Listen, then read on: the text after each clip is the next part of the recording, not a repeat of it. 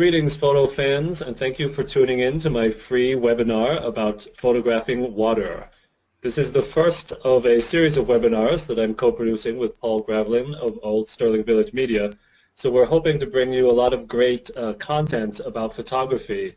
Paul Gravlin has set up sort of a webinar academy with which he has experts in several fields present on various topics, and I'm honored to be the expert on photography. So this is the talk I'm giving to you today, which is based on a live talk that I give to camera clubs around the Boston area, and hopefully it will help you to get a better understanding of how to use your camera to make artistic captures of water. So I'm Paul Nguyen, photographer and instructor with Blue Hour Photo Ventures, and some of the concepts I'll be presenting on today will be best practiced live, in which case I also give live lessons and workshops and also photo tours with Blue Hour Photo Ventures. So the purpose of photographing water, or photographing anything really, is to capture the essence of what it is. Water, it either moves or it stays still, and our goal as photographers is to capture that and to convey the essence of what it's doing, to either make it look like it's moving or to make it look like it's staying still. There are two main looks for photographs of moving water. One of the looks is where the water is frozen in time. This is typically captured with a very high shutter speed. Or the more impressionistic, artistic look, where water is appearing flowy or wispy or more impressionistic in nature. Typically, what people see in fine art photography is this second look here, where the water looks like it's, wisping out, ribbony, cotton candy-like. And so that's what I'm going to focus on first, how to capture the water in more of a flowing, wispy way. This is accomplished with a long exposure. So in order to make this kind of capture, you need to have a camera that is capable of being controlled by you. In other words, a DSLR camera, which is a digital camera based on the old-time film cameras that we used way back decades ago, it seems now at this point. Or one of the new mirrorless cameras, which is like a DSLR but without an optical viewfinder. The reason why you need one of these types of cameras is it lets you be in control. It lets you be the boss. And the reason why you need to be the boss is that you need to control certain parameters so that you can get the exposure time that you want in order to get water to look this way. So the basic gear and settings that you'll need to make a shot of flowing water with a long exposure are, other than your DSLR camera or mirrorless camera, are a tripod, because this helps you to keep your camera steady while it's in the landscape. A remote release, because a remote release lets you trigger your camera without actually pressing the button on the camera, because every time you press the button on the camera, it actually shakes the camera a little bit, and that's going to cause a blur even when you're on a tripod. The next thing you need to do is set your camera to its lowest ISO setting. So ISO is analogous to the film speeds of the days of yore when we were able to go to the drugstore and buy Kodak ISO 100 film or 400 or ISO 1000. And the lower the number, the less sensitive the film would be, but the higher quality the picture would be. ISO for your digital camera is the same way. If you set it to the lowest setting, which is typically ISO 100 for most cameras, then you're going to get the highest picture quality, but it's also the least sensitivity. The reason why you want a low sensitivity is anytime your sensor has a low sensitivity, you need to gather light for longer, because basically you're capturing less light at a time. You need to gather light for longer, and gathering light for longer essentially translates to a longer shutter speed. The next parameter is to set a small aperture or a high f-stop number. On your camera, when you set your f-stops, which go from 2.8, 4, or 5.6, all the way up to f11, f16, f22, etc., the higher the number that you set, the smaller the aperture is going to be. And you'll usually, for water photography, use a higher number like f16 or f22, something like that. A small aperture lets in less light. And again, just like the low ISO setting, when you let in less light, you tend to have to gather light for longer to get the same kind of exposure. Anytime you're gathering light for longer, that translates to a slower shutter speed, longer exposure. And then the next thing you're looking for is conditions, the ambient lighting conditions. So you'll go for conditions that are overcast or shade or dim, dim meaning after the sun has gone down below the horizon. And again, the reason why you're looking for these conditions is that these are lower light conditions. And low light, once again, leads to having to capture light for longer, which results in a long shutter speed, right? So all these things work together to give you the maximum kind of flexibility of long exposure that you're looking for. And your goal in the end is going to be a shutter speed that's somewhere between half a second and 5 seconds. I find that water that's moving, whether it be in a stream or in the ocean, typically looks good with a shutter speed that's between half a second and 5 seconds. Well, there are different shutter speeds you can use, and sometimes it's hard to see if you're looking at this on a small screen. But I took 3 example shots of the exact same scene using 3 different shutter speeds between 0.8 seconds and 4 seconds. So this one over on the left here, which I'm vigorously circling with my mouse pointer, is the shortest shutter speed, and this one is the longest shutter speed. So I'm not sure how much detail you guys can see, but if you look at the one on the left, it actually shows the most texture in the water. So the shorter the shutter speed you use, the more texture you're going to see in the water. And then as you extend your shutter speed over to what we have on the right here, 4 seconds or longer, the water just becomes progressively more wispy, meaning it's not going to show any kind of choppiness or texture at all. It's just going to turn into eventually just froth or foam or a cloud, right? So if I were to extend this beyond 4 seconds even and go to 20 seconds or something, all you'd see is kind of like a white sort of haze on the water. So there's definitely a balance that you want to strike here. You don't want a shutter speed that's too short because then it basically doesn't look like the water is moving at all. And then you don't want a shutter speed that's too long either because then you can't really even tell that it's moving at that point either, right? Because it just looks like it's a sheet of white haze. Okay, Paul, can I stop you for 1 second? Sure. Okay, I'm just going to unmute everybody here, and if somebody's got a comment, I'm just concerned about the technical quality. If you've got a comment, since we're doing this for the first time, and we don't want to leave anybody out.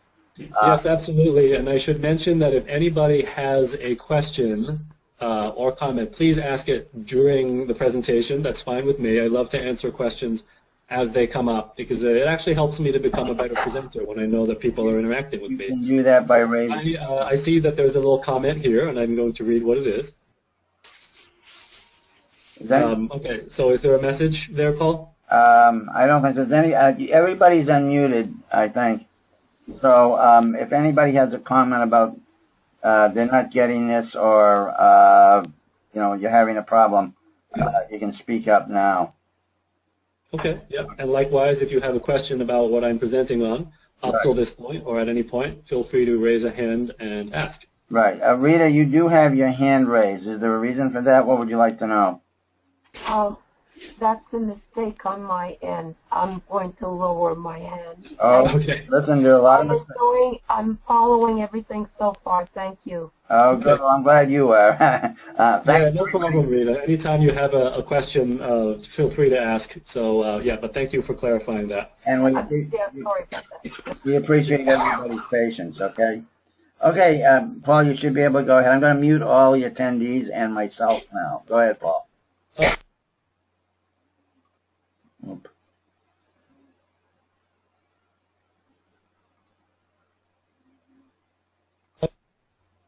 Hello, Paul?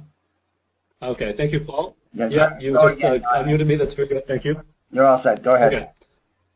Sure. So the whole goal in everything I've said thus far is basically to slow down your shutter speed, right? To make sure you have as slow an exposure as possible. And the ways that we talked about were to let less light into your camera and to make your camera less light sensitive. So the ISO setting would lower the sensitivity of your camera, which thus lengthens your shutter speed, and also closing down the aperture, so to a high number or a small opening, which is one and the same in photography. Go for f16 or f22. That lets less light through your lens. That will slow down the shutter speed as well. And then you use conditions that slow down your shutter speed. You use dawn or dusk or cloudy day or very dim conditions, and that also reduces the amount of light that's available.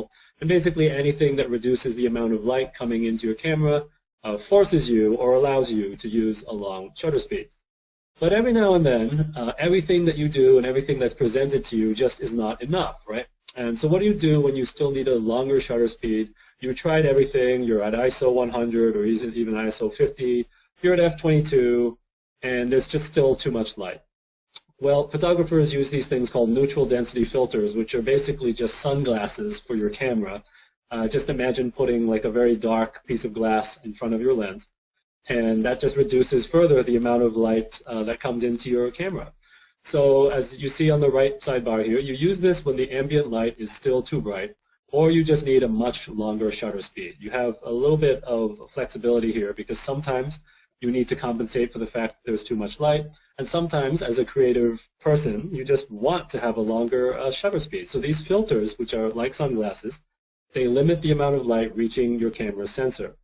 And they're stackable, meaning you can put sunglasses on top of sunglasses and they just keep getting darker and darker. Well, you can do the same things with these neutral density filters. And you can buy these to fit your lens. And you can either buy them as single neutral density filters, which will reduce the amount of light coming into your lens, and then you can stack them.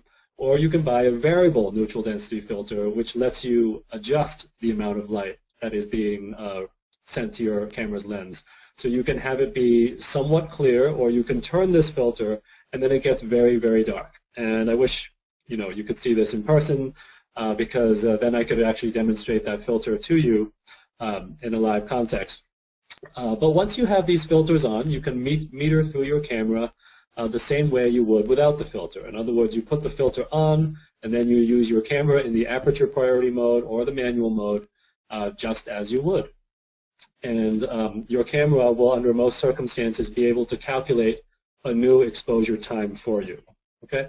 So what you see in this picture here is I stacked, I didn't stack, I used a variable neutral density filter with 8 stops of light reduction, and I photographed very early in the day, and I used a small aperture, or high number for my f-stop, and I used a low ISO, right? And with that combination of factors, I was able to milk a 25-second exposure out of this scene. So light coming into your camera is kind of like water going into a bucket. Think of it this way. You can either fill the bucket with a ton of water at once, in which case the bucket will fill very quickly, or you can put one drop of water in the bucket at a time, and over a very, very, very long time, that bucket will still get full, right? So light and your camera are kind of like water into a bucket. If you reduce the amount of light coming into your camera and you expose it for a very, very, very long time, eventually you'll get an exposure that kind of looks the same brightness as if you'd taken the same shot with a lot of light over a short period of time, right? So just always remember that analogy that a camera is like a bucket and light is like water, right? So that's how I was able to get a 25-second long exposure. It kind of looks like, except for the swirling water, it's the same brightness as a normal exposure I might take with my camera on a normal day, under normal conditions, right? With the one change being that with this absurdly long shutter speed, all this water is moving for a long time, and so you get this very nice abstract spiral pattern that you wouldn't be able to get otherwise. And like I said, let me know if you have any questions about this as I'm speaking. So one thing you can do with long exposures also, other than creating wispy, impressionistic flowing effects, is that you can actually flatten choppy water.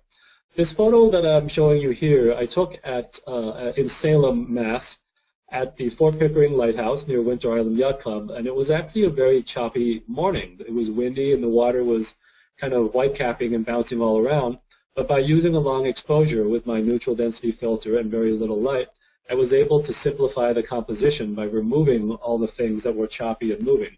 So I created more of a mirror-like surface, kind of a dull mirror, but a mirror nonetheless. And the point of this was to make the scene look calmer than it was in real life. So I actually titled this photo Morning Calm, because when you look at it, it looks very calm, but even in real life, it was not calm at all. It was actually very choppy. So that's some of the stuff that you can do by using a long exposure. You can create something that wasn't there to begin with, and you can do it all in camera. So this is the stuff that's been going on for decades and decades. So We did it with film, and now we can still do it with digital. And I prefer to do things in the analog style whenever possible, rather than trying to do it in the computer. I was trained in film, so I could do it with film, so I may as well do it the same way with digital. So other than making choppy water seem calm, we can make calm water look even calmer. So at this picture, Lake Tahoe at sunset, I used, again, a very long exposure and a slight amount of neutral density to iron out even the slightest bit of movement in the water, and that created an absolute mirror-like surface on this lake's surface at dusk. So to recap those two things, you can make choppy water look calm and calm water look even calmer by using a long exposure.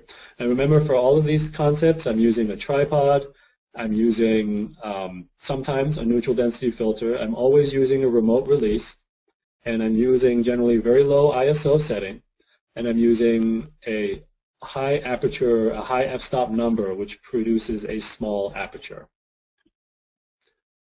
So nature has its own neutral density filter as well, which is to shoot in darkness. Essentially, anytime you go beyond 20 minutes after sunset or 20 minutes before sunrise, you're looking at very, very dim conditions. The human eye usually at this time is really adapting to try to see anything, but the camera still perceives things just fine if you give it a long enough shutter speed.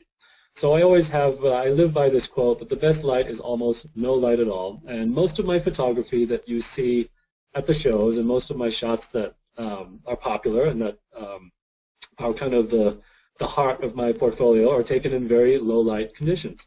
Because when the sun goes down, exposure times lengthen dramatically, so you may not even need to use a neutral density filter at all, because nature is providing that dimness for you. The photo that you see on the left was taken in the blue hour. That color that you see that's blue is natural, because about 20 minutes after the sun goes down on a clear day, everything just sort of turns blue, hence the blue hour. And I was able to get a 25-second exposure during that time, and it just kind of made the water surface there, again, like a mirror, because I'm just ironing out all the imperfections in the water. And the one on the right, I took at Duxbury Beach at midnight using a 4-minute exposure, and the only source of illumination here is just very distant light. So you'll see that as everything gets darker, your exposure time just gets longer and longer and longer, and you're just able to create these very, very abstract compositions.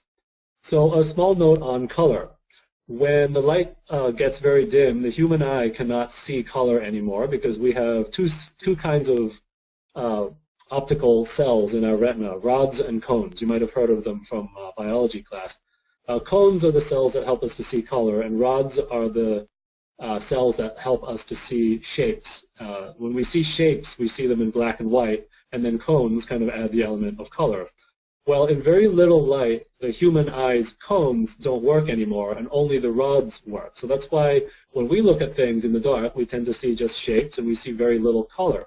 But the camera doesn't quite work that way. It actually sees color equally well in very dim light, which is why when I shoot in almost no light at all, like I do in the picture on the left, it comes out blue to the camera. And to the human eye, when I'm standing there taking the shot, it doesn't look like much of anything. It just looks like a series of silhouettes of these pilings. So people will often ask, are these colors real? Is that what it really looked like?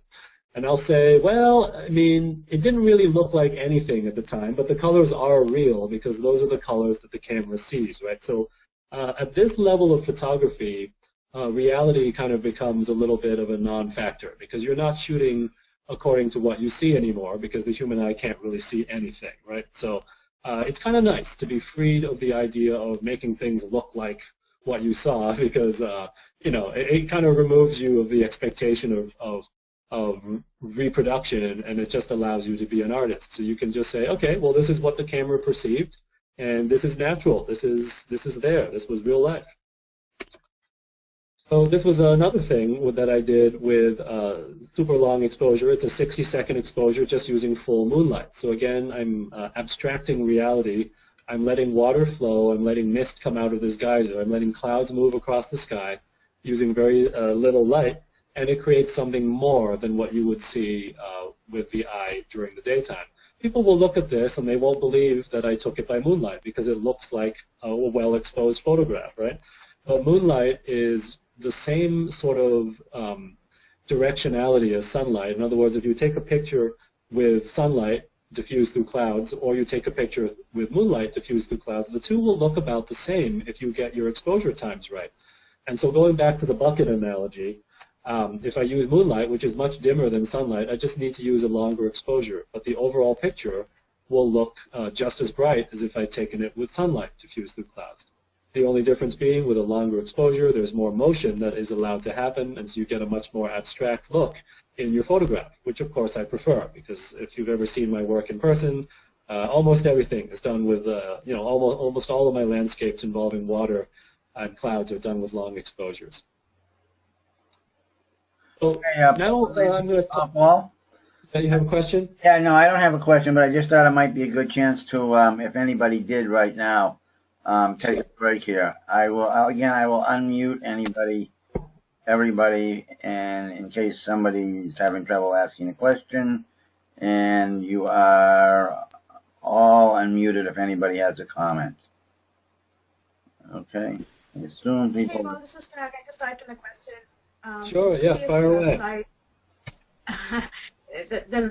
There was some sort of a rock or something in the center of this picture there, the one that you just changed, the slide just before this one, yeah. One, yes.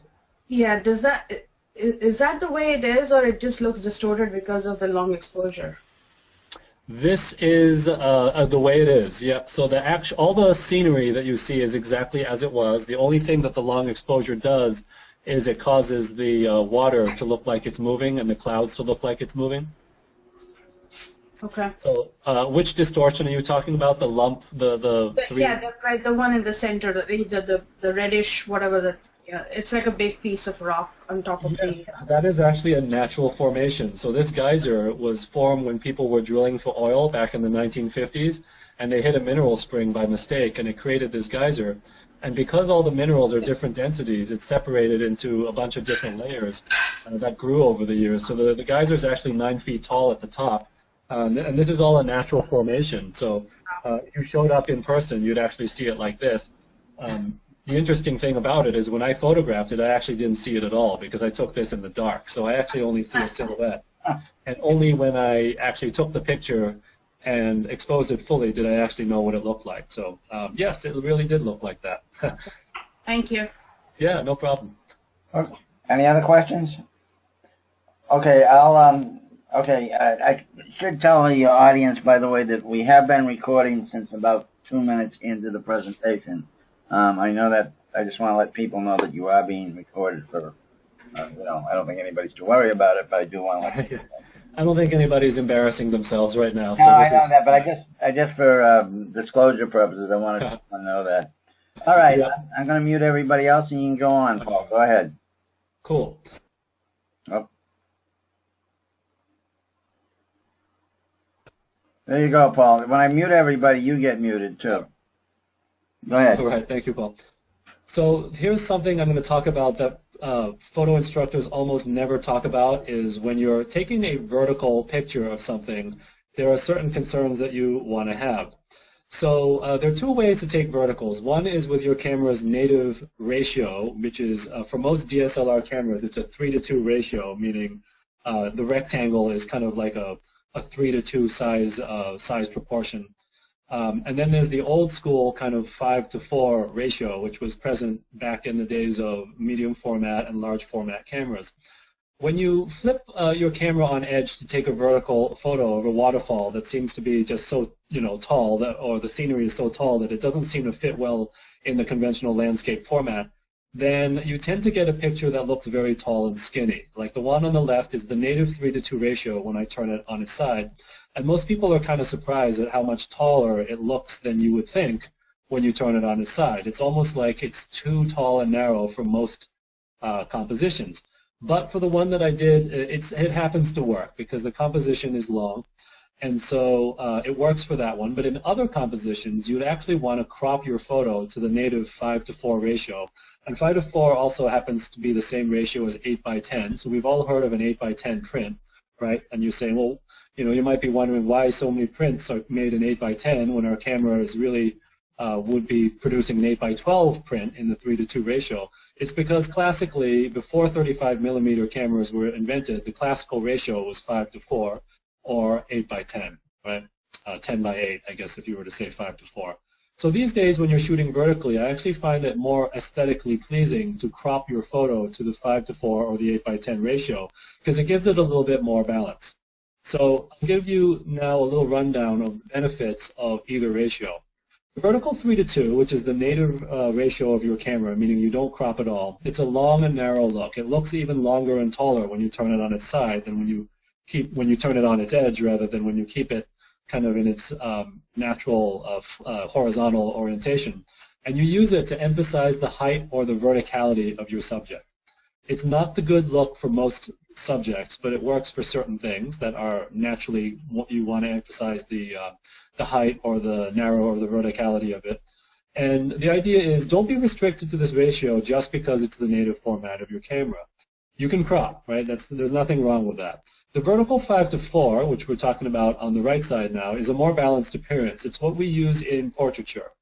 So if you ever see a portrait of somebody, chances are it's 8 by 10 or it's 4 by 5, and it looks a lot better because you're emphasizing kind of a more balanced look rather than the length or the height of a person. The difference between this crop and shooting vertically in the native 3:2 is that this requires some kind of forethought. You have to compose in your camera with the intention of chopping off either the top or the bottom or a little bit of both. So what I usually do when I shoot a vertical is I'll take one in the native resolution, the native ratio of 3:2, and then I'll step back a bit, or I'll zoom out a bit, and then I'll take the same shot. When I zoom out a bit and I take the same shot, it tells me that later on I can use either the 3:2 ratio, or I can crop the one that I zoomed out on and have a 5:4 picture that looks essentially the same. It's the same scene, but it just has more of a balanced look, right? So to quickly recap, you can either turn it on its edge, take the picture, and keep the 3:2, or you can take that picture and then zoom out and take another picture with the intention of cropping later, so that you'll have the vertical 5:4 look, which you can make an 8 by 10 print out of, and have it look more like a portrait. Ideally, you'll do both, right? Because when you're doing a landscape shoot, you're on a tripod, everything's already composed for you, so you may as well do both. So I'm going to talk about more artistic considerations now. Water is interesting in and of itself, and your subject is interesting in and of itself, but the most interesting compositions I find are when there's some kind of interaction between elements in your photograph, right?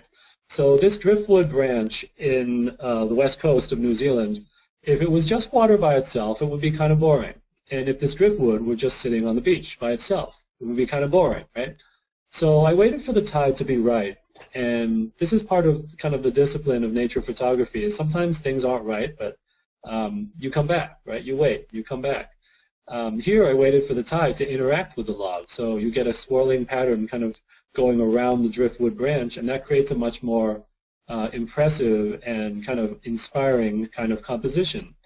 So just remember, interaction tells a story, and telling a story is often the point of a photograph, right? At least an artistic one. So in this one, again, we have interaction. We have the more rocky boulders in New Zealand, which would sit on the beach by themselves if the tide was low, or they'd be completely immersed in water if the tide was high. But in this case, I chose a foreground subject, and I decided to wait until the moment that the water interacted with it. So the water is kind of washing inside this broken boulder here, and it's swirling around inside the geode part of the boulder, and it's a much more interesting composition because the water is not standing alone and the rocks aren't standing alone. The two are interacting with each other. And likewise here, shipwreck sitting stranded on the beach would look okay, and water without this subject of the shipwreck here would look cool because the sunset's very nice, but when you put the two together, that's when you have a photograph, right? So interaction and allow water to tell its part of the story.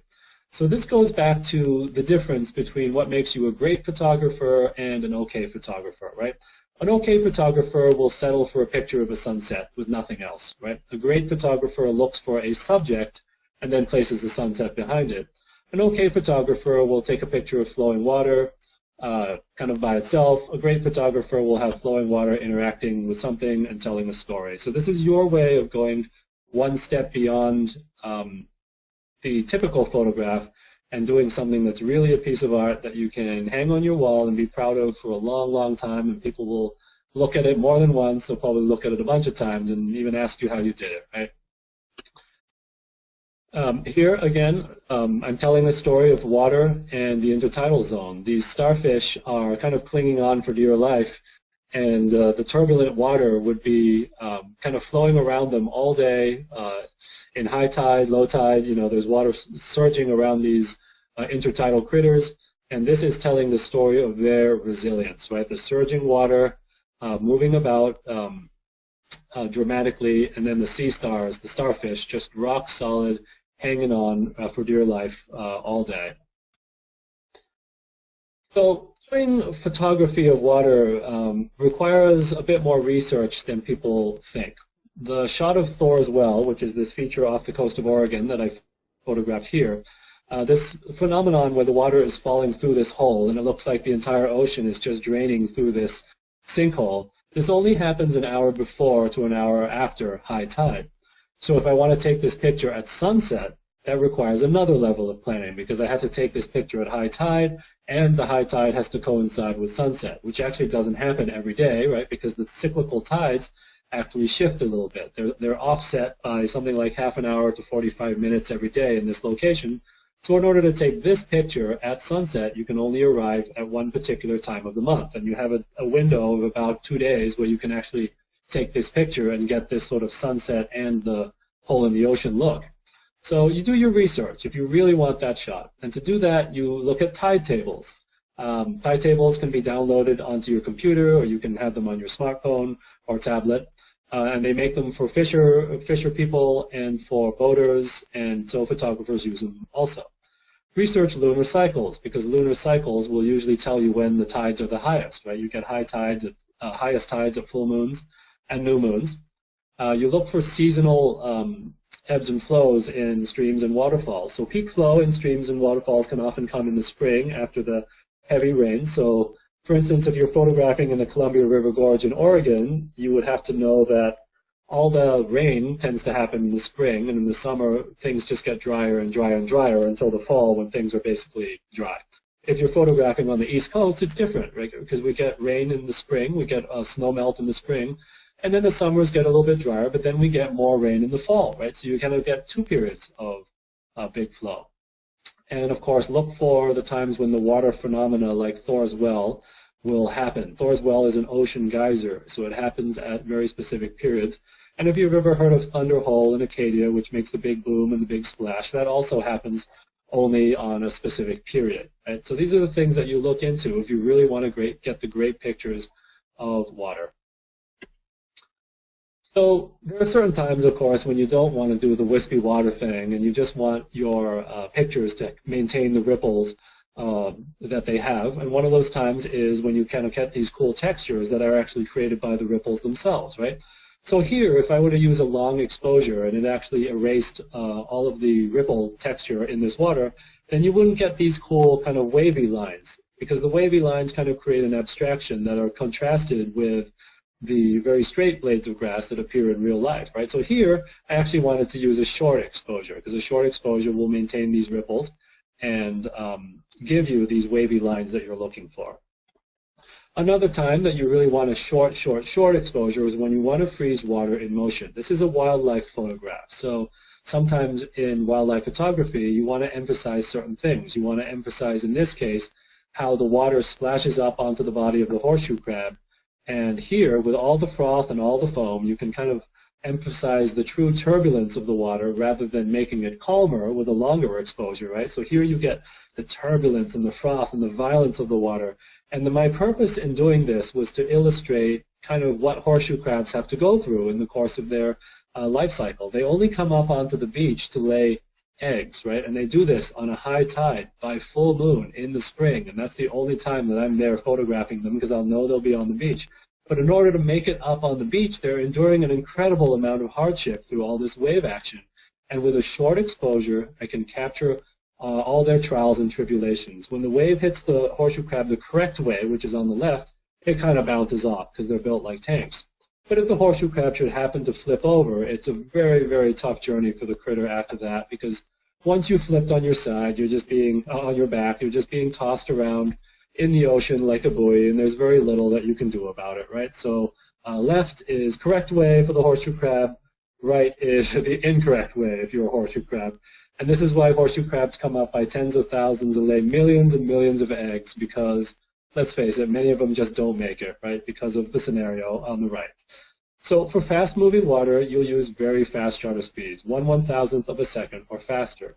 So when you want a fast shutter speed, you have to do kind of the opposite of what you were doing with the long exposure. Capture fine detail in moving water using a fast shutter speed requires brighter level of ambient light. So you'll see that for these fast shots, I'm using pretty much full sun here. It doesn't have to be full midday sun, but it does require a lot of light. If you don't have a lot of light, you'll need to use a higher ISO, right? So you'll be cranking your ISO number up to 400 or 800 or 1,000 or 1,600, right? These are mimicking film speeds, again, like I said. So it's like using a faster film. So anytime you use more light or faster film or higher ISO sensitivity, it lets you use a shorter shutter speed. And likewise, another thing that you would do is you would use a larger aperture. So you're using f2.8 or f4 or f5.6. And that lets you use, again, that lets more light into your camera and lets you use a faster shutter speed. So to recap, 3 things that are the opposite of what we use for the long exposure are brighter ambient light, higher ISO, and a larger aperture. Okay, Paul, why don't we break for some questions here? This seems like a natural spot. Okay, very good. If you got a question, raise your hand there. I won't unmute everybody this time. I don't see any questions. If not, send me a chat. I've been chatting here with John a little bit. So anyways, okay, I guess nobody has any questions. If you do, just raise your hand there, and we will answer them, or you can send it in your chat message there. That just means I'm either super clear or I'm super confusing. So that's right. I'm learning a lot. I know that. That's one thing. Okay, cool. Okay, good. All right, go ahead, Paul. All right. So going back to the idea of mirror-like surfaces, another thing that you'll want to, another trick that you'll want to emphasize when you're photographing water and you want to show a lot of reflection is to use a low angle of perspective or have your light source be at a low angle. So your light source in this case is the sun, and when you photograph at sunrise or sunset, you have a very low angle of incident light, right? And the way you create a low angle of perspective for yourself is to get very low to the ground. So when you place yourself low to the ground and you put your tripod very low to the ground, you're going to get more reflection. Most people don't realize this, so try this next time, that when you're taking a picture of a reflection, when you get down low, it emphasizes the surface reflection so that the reflected image looks closer in brightness to the source image. In this case, since I'm getting very low, the mountain in the reflection looks very much closer to the brightness of the mountain in the real world, the mountain above water. Whereas if I were to stand really high, I'd actually see more of the lake bottom. So the higher you stand, the more you see of the underneath the reflection, and then the lower you get, the more reflection you see. So try that next time you're out on a very calm lake, or even after it rains, a puddle in your own driveway, right? If you get really low, you'll see more of the reflection of the house around you, and if you stand up, you'll see kind of the bottom of the puddle. You'll see more of the asphalt underneath the water's surface. Here's another incident where I'm taking a picture of water and I'm using a high angle of perspective or light source. So in this case, the light source is the full moon that has risen over Half Dome in Yosemite, California. And because the angle of light is so high, it's actually illuminating the bottom of the lake, right? So this is Mirror Lake, and normally you'd expect to see a mirror-like reflection of Half Dome in its surface, but that would be if the incident light was very low. Since I'm photographing in the dark, the only light source is the moon here, so it's illuminating through the lake's surface and I can see the bottom. So these are some of the techniques that you can use when you're out on your next shoot. If you want to see more reflection, get down low or shoot at sunrise or sunset. Or when you want to see the bottom of the surface, shoot with a full moon high up in the sky or high sun up in the sky. Water, when you photograph it up close, can actually become a lens. So when you get very close and you use a lens that can get very close, water, because of the nature of its surface tension properties, actually curls up into a little ball. And the ball acts as a lens. It refracts all the light coming from behind it. And one thing that a lens does is it tends to flip things upside down, right? So in this picture that you're seeing here, there are hundreds of sunsets that you can see in these drops because the sunrises, I should say, because the sun is rising behind the water droplets, and it's being refracted by this lens that is made of water. When I took the picture, it was actually upside down, meaning the droplets actually show the sun setting in a reverse direction. And I actually flipped the entire image right side up so that the viewer can relate to what's going on in the image. So now you can actually see there's a landscape in every drop, and there's a sunrise in every single drop. So when you have hundreds of drops, it's kind of like you having hundreds of copies of the source image. And in order to take pictures of water like this, you need to get very close, like I said, and you need to use a macro lens under most circumstances. Here's another case when you can use droplets to make your own lenses. You can use a misting bottle, like a spray bottle that you would use for your plants, right? And you can just create your own water droplets.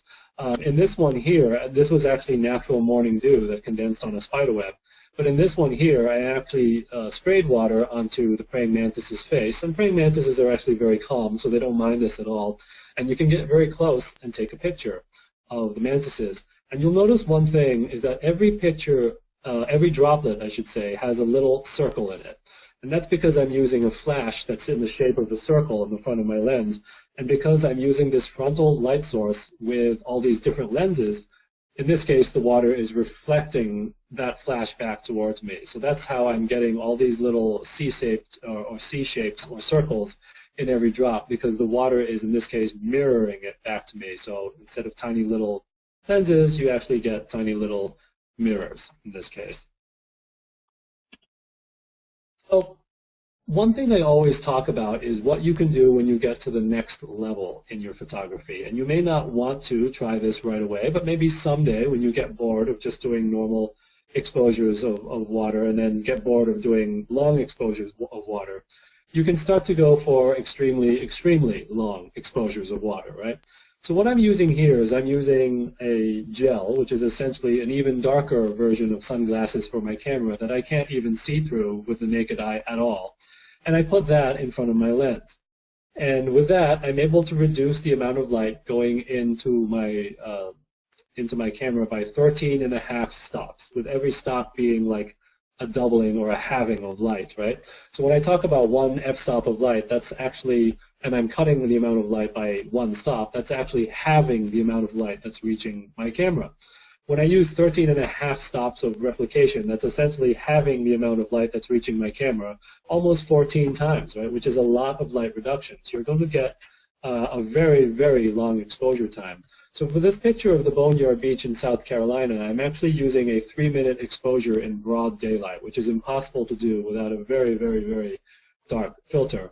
And the way you would take this shot is that since you can't see through your camera with this much filtration on there, with this much darkness kind of to look through, what you'd actually have to do is compose your shot without the filter, meter your shot without the filter, then put the filter on and calculate the number of stops of light reduction that you've employed here, and then multiply your exposure time through to get your final shutter speed, right? So this is something you may not try for some time, but it's putting it out there to let you know what kind of the outer limits of long exposure photography really are, right? There's really no limit to the exposure times you can use, and it's just a matter of how ambitious and how creative you want to be. You can start to make exposures that are looking very Salvador Dali-like at this point, right?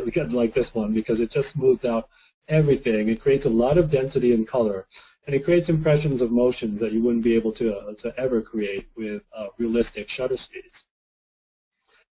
So the whole point of this webinar is to give you an intro to what you can do with your camera, right? As I always say, there's no substitute for the real world, which is why I actually teach in the real world. I don't just do webinars.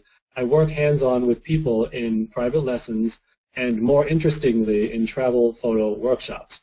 So my travel photo business, which I run with a couple instructors now, Lauren Chagaris and Ali Richards, we do workshops all over the country, and very soon we'll be doing photo tours all over the country and all over the world.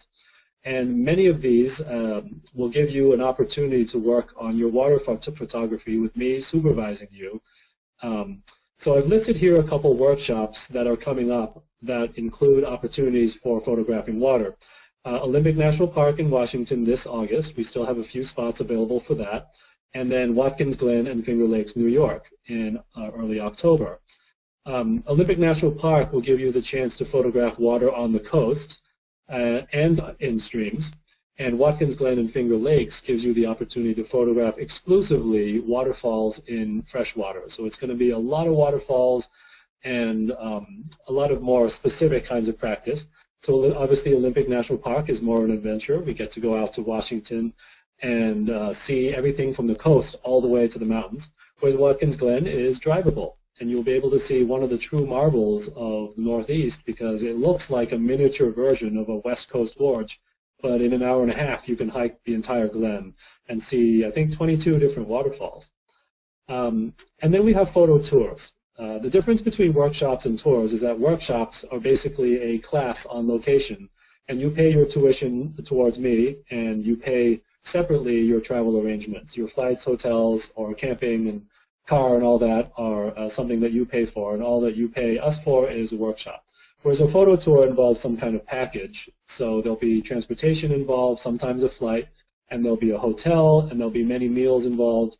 There'll be a guide, there'll be group transportation, so everybody travels together, and you can kind of free yourself of navigating and getting lost and things like that. So our tours that will give you a chance to photograph flowing water are Acadia and Bar Harbor this October. We're doing a whirlwind tour of the South Pacific, Australia, New Zealand, and Fiji, January 8th through 19th of next year. And we're going to Charleston, South Carolina, and Savannah, end of March into early April. And then probably, in my opinion, the most exciting destination on the board, the southern coast of Iceland, where you'll get to photograph waterfalls, geysers, icebergs, ocean features. So basically everything I talked about and more will be present in just about, the most amazing landscape there is, which is Iceland. So be sure to check out all the workshops that we're offering at bluehoursephotoventures.com, and to see more of my work, go to paulnewinphoto.com.